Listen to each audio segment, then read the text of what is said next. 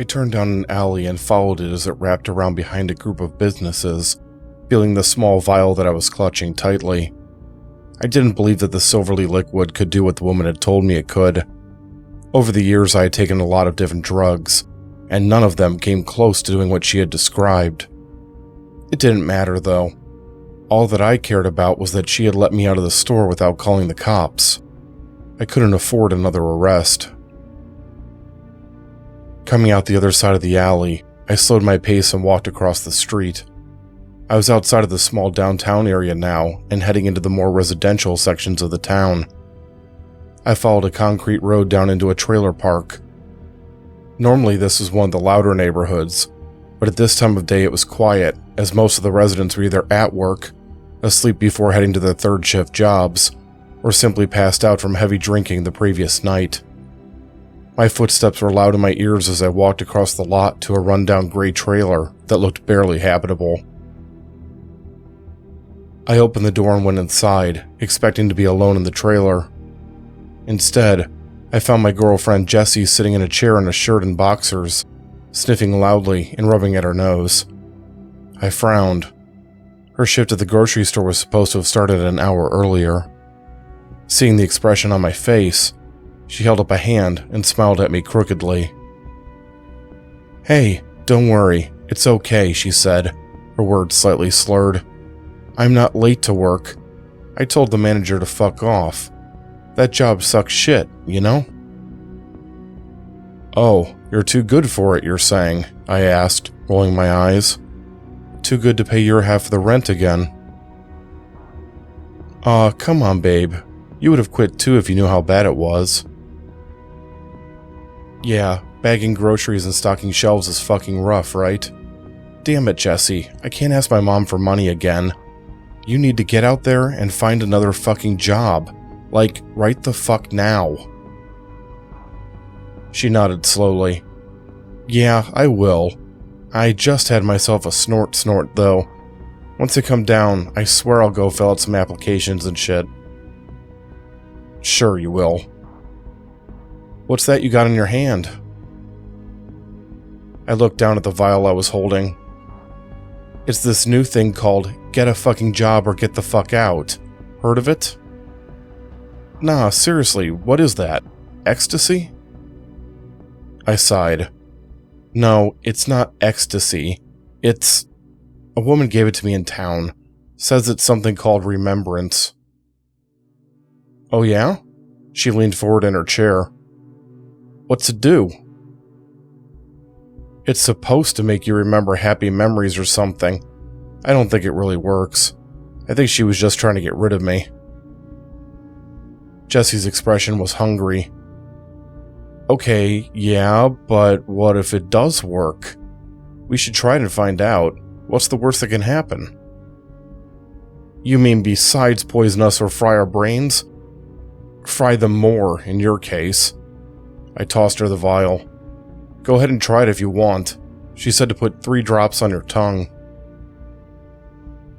I watched as she took out the vial stopper. She stuck out her tongue and, after a brief hesitation, carefully tapped out 3 drops onto it. She put back in the stopper and set the bottle down on the chair armrest before reclining back and closing her mouth. "I don't feel anything," Jessie said after a moment. "I guess you were right about her being full of... Wait." Jessie's eyes rolled back in her head slightly as her body relaxed. A broad smile spread across her face. I had never seen her like this. She was normally skittish and high-strung, and even when she was on a heavy dose of downers, she didn't loosen up this much. Retrieving the vial, I held it between my thumb and index finger. Had the store owner actually been telling the truth? There was only one way to find out.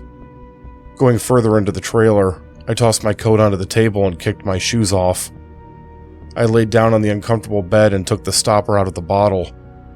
Taking a deep breath, I placed 3 drops of the liquid on my tongue, set the bottle next to the bed, and crossed my arms over my chest. For a pair of heartbeats, nothing happened. I was just beginning to wonder if the drug hadn't worked when a loud whooshing sound filled my ears. The world went black, and I felt a momentary panic as the thought that the drug had blinded me entered my head. My mind was set at ease as the light quickly returned. I was no longer laying down, and I wasn't inside of the trailer. I was sitting in a wooden box-like structure. Thin beams of light penetrated through the small gaps in the slats, and I could hear the sound of leaves rustling a few feet above me. A brown piece of canvas, thin enough for me to see through, was directly in front of me. I was in the old hunting blind that I'd used with my... I turned my head to face the bearded man sitting next to me. My father. I felt a lump form in my throat. He had died suddenly from a blood clot 6 years earlier, but there he was, exactly like I remembered him. He was dressed in that tattered flannel shirt that my mother had hated, and his head was adorned with that ridiculous flapped hat that he insisted on wearing whenever he took me hunting. I had always suspected that he only wore it because he knew that I thought it was funny. "There it is," he said quietly, pointing towards the mesh. I forced myself to look away from him and at what he was indicating. Less than 50 feet from the blind was a large deer. It was a buck, with long antlers extending out and up from the sides of its head. The animal was sniffing the air. We were downwind, however. It wouldn't be able to pick up our scents. I remembered this particular day. It was the day that I had killed my first deer, less than a week before my 12th birthday. I hadn't been sure that I would be able to do it, as I had been conflicted about taking the life of an animal. I had managed to pull the trigger, and the look on my father's face had been all the reward that I had needed. He had been so proud of me that he seemed like he might burst, not because of the kill, but because he had known how much it had meant to me. It was one of my happiest memories. The remembrance had worked just like the store owner had claimed. Everything seemed so real. I could feel the soft cloth of my hunting jacket against my skin, and the stock of the rifle on the tips of my fingers. Not only could I see my father, I could actually sense his presence as if he were really there. It was like nothing that I had ever experienced before. "Are you ready for this, kiddo?" my father asked. I picked up the rifle and held it in both arms. I watched as the deer moved closer to the blind. It was eating the grass, seemingly satisfied that there was no danger nearby. I nodded once. "Yes, Dad," I replied with a smile. "I am." I was suddenly back in the trailer. There was no transition. One moment I was in the hunting blind with my father, and the next I was back on the lumpy mattress looking up at the metal roof and smelling old cigarette butts. I quickly rolled over and reached for the vial in a near panic. I needed to get back to that memory. I wasn't ready for it to be over. The bottle wasn't where I'd left it. I got out of bed and found that Jessie was in the process of sitting back down in her chair with it in her hand. Hurrying forward, I snatched it from her grasp and wrapped my fingers around it tightly. "What the fuck, Charlie?" she demanded. "Stop stealing my shit," I snapped back. "I let you have one hit. That doesn't mean you can take the rest." "Come on, that shit is fucking fantastic. It was like I really was hanging out with my friends back before the city tore down the skate park." "No, it's mine." "Yeah, right." Jessie stood up and took a step towards me. "And just how did you get it, huh?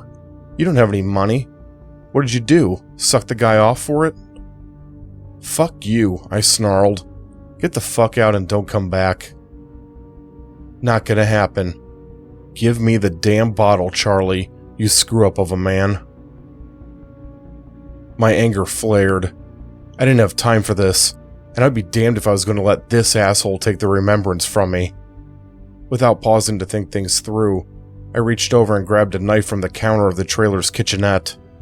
I closed the distance between the two of us and plunged the blade deep into Jessie's stomach. She stared at me in shock, her mouth moving but no words coming out. I pulled the knife free and slashed it across her throat. Blood spurted out from the wound. She attempted to cover it with her hands, but the thick, hot fluid continued to ooze out between her fingers. Staggering backwards, she tripped over her chair and fell onto the trailer floor. I was on her within seconds, bringing the knife down over and over again into her body. She stopped moving long before I stopped stabbing. Finally, my arms shaking from exhaustion, I dropped the weapon and sat back against the wall, panting as I tried to catch my breath. I looked at the ruined body with detachment. I didn't feel remorse for killing Jessie. I didn't feel much of anything, really. She had tried to take the remembrance from me, and I had made sure that she didn't. That was all. A small part of me was telling me that I had just murdered my girlfriend, and that should mean something. I ignored it.